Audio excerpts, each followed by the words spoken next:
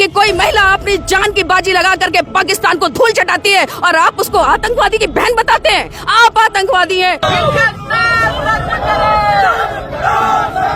सिर्फ सोफिया कुरैशी ऐसे लोगों की बहन कतई नहीं हो सकती और ऐसे लोग सोफिया कुरैशी के भाई कभी नहीं हो सकते।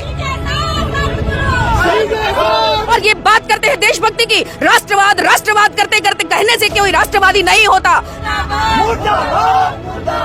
इनके यहाँ यही ट्रेनिंग दी जाती है कि ऐसी सांप्रदायिक बातें करो और हिंदू मुसलमान में इस देश को बांटो। देश इनके सांप्रदायिक बातों से नहीं जिंदा है, देश हिंदू मुस्लिम एकता से जिंदा है। किसी महिला का सरेआम आप उनकी बेइज्जती कर दें और फिर माफी मांग ले, उससे उसका दोष खत्म नहीं होता है। ये भाजपा के लोग हमेशा सांप्रदायिक बातें करके देश में अपनी सत्ता कायम करना चाहते हैं। अगर ये सांप्रदायिक बातें न करें तो इनका बड़ा से बड़ा नेता भी एक सभासदी का इलेक्शन नहीं जीत सकता है। क्या जब देश आजाद हो रहा था तो जितने लोगों ने अपनी जान दी उसमें क्या मुस्लिम सिख ईसाई नहीं थे? मुख्यमंत्री प्रधानमंत्री उनके ऊपर क्यों नहीं संज्ञान लेते हैं और आज तक किसी उनके प्रधानमंत्री जी का बयान क्यों नहीं आ रहा है? शहीद जंग में होते हैं वो वतन के लिए, वतन की खाक उन्हें है फन के लिए। साथियों बहुत बहुत स्वागत है खुशखबरिया में। इस वक्त मैं बनारस में कर्नल सोफिया कुरैशी को लेकर समाजवादी पार्टी की जो महिला सभा के उत्तर प्रदेश के अध्यक्ष उन्होंने महिलाओं के साथ जो है मोर्चा संभाला हुआ है और उसका विरोध प्रदर्शन कर रही हैं।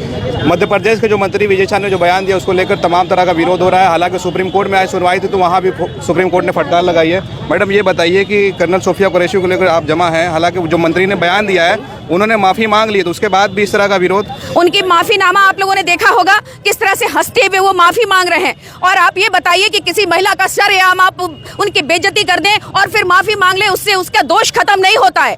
इन्होंने कर्नल सोफिया के लिए अपमानजनक बातें कही है। देश इनके भरोसे नहीं पल रहा है, देश इनके सांप्रदायिक बातों से नहीं जिंदा है, देश हिंदू मुस्लिम एकता से जिंदा है, देश एक अपनी संस्कृति अपनी तहजीब से जिंदा है। ये भाजपा के लोग हमेशा सांप्रदायिक बातें करके देश में अपनी सत्ता कायम करना चाहते हैं। ये कभी देश की आजादी की लड़ाई में नहीं थे ये आरएसएस वाले। ये कभी वर्षों तक देश की आजादी के बाद इन्होंने अपने ऑफिस पर झंडा नहीं लहराया, तिरंगा। और ये बात करते हैं देशभक्ति की, राष्ट्रवाद राष्ट्रवाद करते करते कहने से कोई राष्ट्रवादी नहीं होता। जब देश की कर्नल कुरैशी का अपमान करते हैं तो ये राष्ट्रवाद नहीं है। अगर इनके नेता इनको माफी नहीं मांगने के लिए कहते हैं, इनको मंत्रिमंडल से बर्खास्त नहीं कहते हैं तो राष्ट्रवाद का इनका नारा एकदम फितूर है, एकदम फर्जी है। और ये देश की अखंडता को एकता को बिगाड़ना चाहते हैं और बिगाड़ करके केवल राज करना चाहते हैं। ये तो इतनी बातें फैल गई। ये कर्नल सोफिया थी जिससे पूरे देश का सेंटिमेंट जुड़ा हुआ था। अगर ये ऐसे ही महिलाओं पर कितनी टिप्पणियां आई हैं और इनका कुछ नहीं हुआ। इनके यहाँ यही ट्रेनिंग दी जाती है कि ऐसी सांप्रदायिक बातें करो और हिंदू मुसलमान में इस देश को बांटो। क्या देश की लड़ाई भी सांप्रदायिकता के आधार पर देखी जाएगी?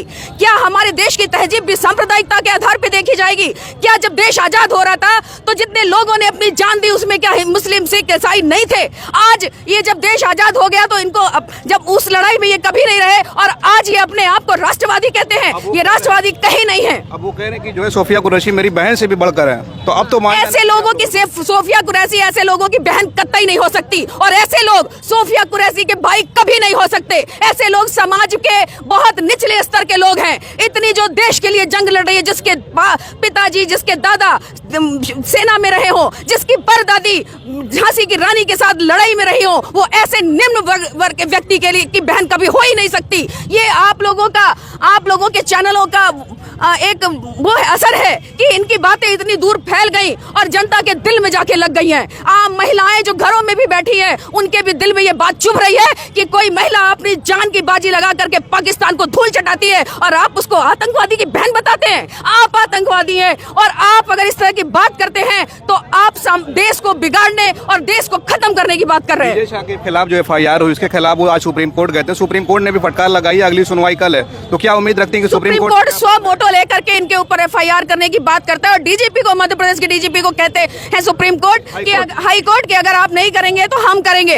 लेकिन उससे पहले वहाँ का प्रशासन, वहाँ के मुख्यमंत्री प्रधानमंत्री उनके ऊपर क्यों नहीं संज्ञान लेते हैं और आज तक किसी उनके प्रधानमंत्री जी का बयान क्यों नहीं आ रहा है और अभी तक गिरफ्तारी नहीं हुई और अभी तक उनको मंत्रिमंडल से क्यों नहीं निष्कासित किया गया? अगर देश पे लड़ने वालों के लिए, देश पर मरने वालों के लिए इस तरह की बातें की जाएंगी तो देश की सीमाएं कभी सुरक्षित नहीं रहेंगी। ऐसे लोग देश को बांटने का काम करते हैं, सांप्रदायिकता का आड़ लेकर के। अगर ये सांप्रदायिक बातें न करें तो इनका बड़ा से बड़ा नेता भी एक सभासदी का इलेक्शन नहीं जीत सकता है। आखिरी सवाल मैडम ये रहेगा कि सोशल मीडिया पर लोग लिख रहे हैं कि मुसलमानों की वफादारी को लेकर भाजपा के लोग हमेशा सवाल उठाते रहे हैं और सेना में जो है हिंदू मुस्लिम नहीं देखा जाता, तो इस तरह का बयान देकर भाजपा क्या दर्शाना? मैंने कहा ना, ये देश की एकता को सांप्रदायिकता के कसौटी में रखते हैं। ये कभी देश की आजादी की लड़ाई में नहीं रहे।